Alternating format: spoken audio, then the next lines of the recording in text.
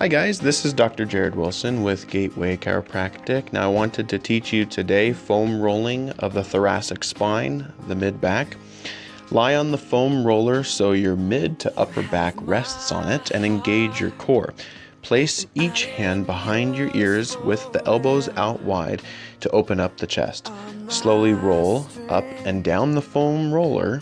Now, if you get tenderness at a specific location, stop and hold there for 15 to 30 seconds and then move on to a new area. You can also hug your body to open up the upper spine and rib joints while rolling.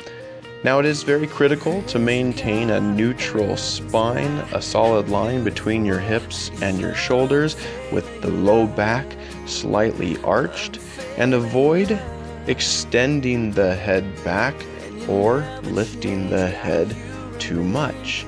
If you have any questions, as always, give me a call and let me know what I can do for you.